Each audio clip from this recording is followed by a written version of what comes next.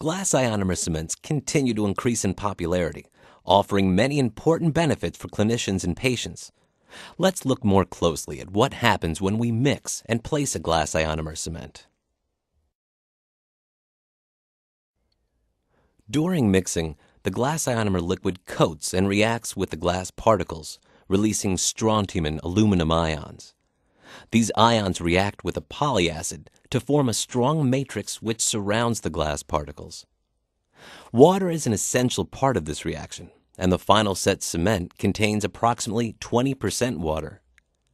Fluoride ions are also released during mixing. However, these form no part of the cement structure, and due to the remaining water in the glass ionomer cement, are mobile and free to move throughout the matrix.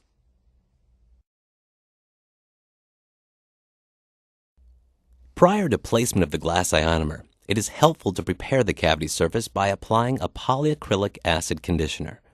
After 10 seconds, the conditioner is washed off, removing the smear layer and surface debris. Excess water is then removed without over-drying the surface. Using a conditioner improves adhesion in 3 ways. It creates a clean bonding surface. It improves the chemical bonding potential of the glass ionomer cement, and it alters the surface energy of the tooth so that the cement can wet and adapt to the cavity more effectively. It is essential that the glass ionomer is placed while it has a glossy surface. The gloss is free polyacid, which is able to penetrate the cavity surfaces to form a strong, hydrolytically stable chemical bond to calcium ions within the dentin and enamel. In addition to chemical adhesion to calcium in the tooth, a fusion bonding process takes place as well. Calcium and phosphate ions from the polyacid-treated dentin and enamel, and strontium and fluoride ions from the unset glass ionomer intermix and precipitate, forming an interface called the interdiffusion zone. This zone is stronger and more acid-resistant than either the glass ionomer or the tooth. The combination of the interdiffusion zone and the chemical bonding provides the basis for a strong, stable adhesive interface and creates a bacteria-proof seal for the cavity, best described as a chemically fused seal.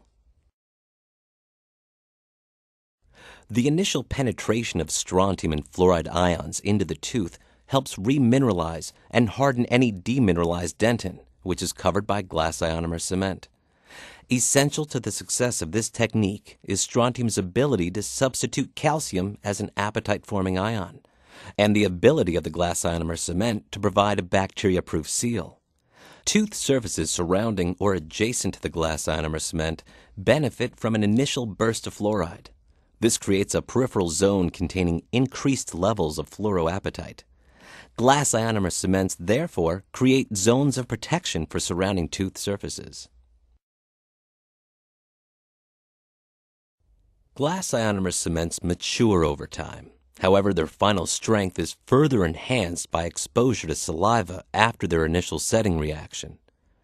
Calcium and phosphate ions from saliva are able to penetrate into the set glass ionomer matrix, and this uptake further hardens the cement structure. Glass ionomer cements provide exceptional stability of the adhesive interface over time. Many external factors will challenge the integrity of bonded surfaces. For example, pulpal fluid, transmitted occlusal stresses, and thermal expansion-contraction stresses. Potentially most challenging to the integrity of a bonded interface is pulpal fluid. Fortunately, glass ionomer cements are unchallenged by fluid pressure from the pulp.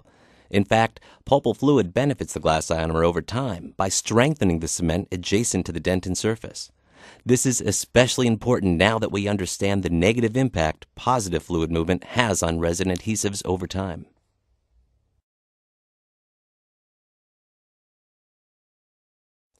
The glass ionomer reaction is a complex one, and many benefits are obtained. A strong chemically fused seal, fluoride release, internal remineralization, and good long-term stability of the glass ionomer tooth interface. The many benefits offered by glass ionomer technologies have led to the development of low-viscosity cements, which are applied to tooth surfaces like a varnish, offering a long-term protective coating for surfaces at risk. Of special focus is the protection of exposed enamel surfaces on erupting first and second permanent molars. These teeth are at their highest risk of caries during the 12 to 24-month period of eruption. This procedure, often undertaken in situations where moisture control is difficult, is called fissure protection. In recent history, our understanding of the benefits glass ionomer cements offer has broadened. At the same time, GC Corporation has further developed the range and capabilities of cement technologies in the knowledge that glass ionomer cement remains the best adhesive interface option for the tooth.